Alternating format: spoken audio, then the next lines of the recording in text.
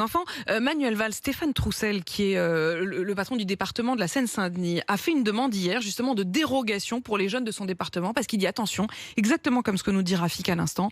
Il nous dit il y a un grand nombre de jeunes qui ne sont toujours pas vaccinés, qui parfois ne le sont pas aussi parce que leurs parents ne le souhaitent pas et qui vont se retrouver exclus des activités sportives notamment. Qu'est-ce que vous dites à ça, vous justement, l'ancien Premier ministre, qu'est-ce qu'il dit de ces particularités qui sont parfois aussi des particularités départementales? Oui, mais il y a deux problèmes. Il y a le problème d'abord du pass sanitaire. Je n'ose pas croire un seul instant que des gamins qui sont branchés en permanence sur leur téléphone ne puissent pas accéder à un pass sanitaire, à une application. La question, c'est plutôt le vaccin. Donc le vrai sujet, c'est le vaccin. On a à peu près 2/3 des jeunes qui sont aujourd'hui vaccinés, qui ont reçu 62% des 12-17 ans donc, qui ont reçu les 2 doses. Le vrai problème, c'est comment on mène une campagne pour faire vacciner les jeunes, parce qu'on sait que le virus, même s'il est moins dangereux pour les jeunes que pour les personnes âgées, circule très vite à travers les jeunes. Donc si on continue à vouloir protéger la population, il faut faire très attention. Et moi, je ne suis pas pour appliquer, je suis pour une application souple en général,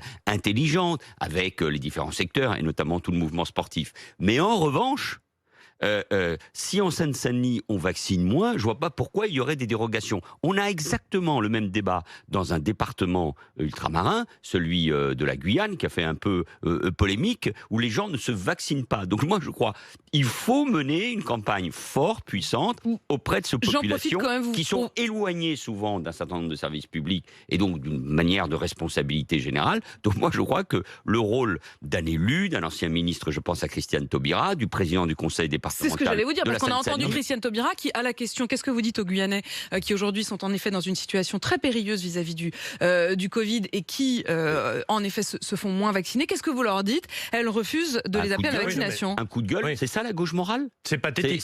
C'est ne pas prendre sa responsabilité devant un tel phénomène. Le sénateur... ça vous a choqué, Christiane Taubira? Oui, ça me choque. Je peux comprendre qu'on cherche à accompagner tous les problèmes qu'il peut y avoir en Outre-mer, en Guyane, parce qu'il y a un certain nombre de croyances, il y a une crise de confiance vis-à-vis des autorités publiques. Tout ça est une réalité, mais quand on a eu des responsabilités aussi importantes, ministre de la République, il faut prendre ses responsabilités. En Seine-Saint-Denis, je ne doute pas un seul instant, Stéphane Troussel accompagne évidemment le mouvement de vaccination, mais l'idée de la souplesse, oui, mais l'idée d'une forme de dérogation, parce que dans un département plus pauvre, on ne se vaccine pas parce qu'il y a toute une série de problèmes sociaux et d'éloignement de la responsabilité. Il faut une vraie campagne de vaccination pour les jeunes. C'est vrai, là il faut mettre les moyens, mais il faut aller vers les jeunes. Bien sûr. Il faut se forcer. Par contre, en même temps, pardonnez-moi, c'est très macroniste.